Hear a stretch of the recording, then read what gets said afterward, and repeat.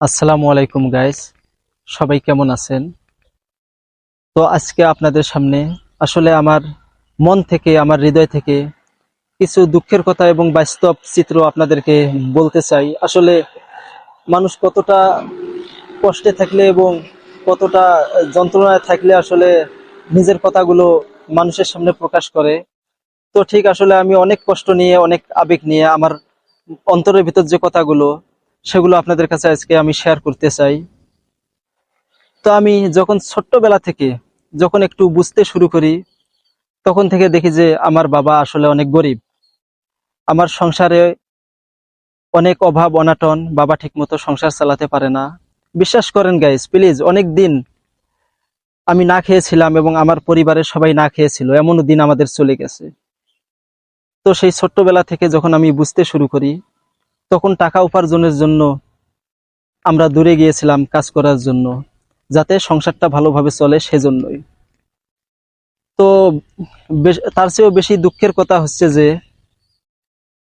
সেই ছোট্টবেলা থেকে কাজ করার পরও, কাজ করে বাড়িতে টাকা দেওয়ার পরেও, যখন আমি এই বড় হয়ে গেলাম, এত বড় হয়ে গেলাম, ঠিক তখন আমি যখন বাড়িতে বলি যে মা, আমাকে আর কাজ করতে ভালো লাগে না, সবাইকে ছেড়ে আর বাইরে যেতে মন চায় না, আমাকে একটা বাড়িতে কিছু ব্যবসা বাণিজ্যের পথ করে দাও না, যাতে আমি বাড়িতে থেকে ইনকাম করতে পারি, সংসার চালাতে পারি। আরো কষ্টের বিষয় হচ্ছে যে তখন বাবা মা কি বলে, বলে যে বাড়িতে কি করবি, কি করে দেব তোকে, হ্যাঁ, সেই তুই তো টাকাই দিস না, সেই ছোটবেলা থেকে তোকে আমরা দেখে আসছি, কয় টাকা কামাই করে দিছিস আমাদেরকে। তখন আমি বলি যে কেন আমি আপনাদেরকে টাকা দিই নাই, আমি তো সেই ছোট্টবেলা থেকে কাজ করে তোমাদেরকে আমি টাকা দিয়েছি।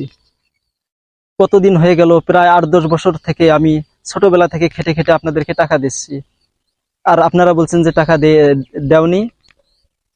তো ঠিক আসলে যখন বাবা মা বলে যে না, তুই কোনো টাকা দিসনি, আমরা তো ছোট থেকে তোকে লালন পালন করে পাইলে পয়সা বড় করলাম, হ্যাঁ, তোকে জন্ম দিয়েছি, বড় করেছি, তুই আমাদেরকে খাওয়াবি, তুই তো আমাদেরকে খাওয়াস নাই, কিছুই করস নাই, এখন আবার বলছো যে বাড়িতে থাকতে চাই, কাজ কাম ভালো লাগে না।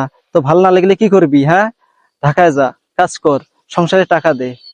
আসলে বিশ্বাস করেন গাইস, সব কথাগুলো সত্যি, প্লিজ বিশ্বাস করেন, সবগুলো সত্যি কথা।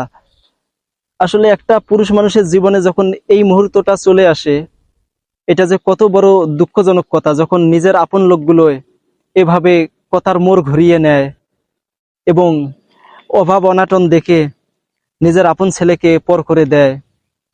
আসলে এর চেয়ে বেশি দুঃখজনক আর কিছু নেই। সকলে বিশ্বাস করেন, আপনাদের যার যার সাথে এরকম ঘটনা ঘটেছে, তারাই শুধু একমাত্র এই কষ্টটাকে উপভোগ করতে পারবেন।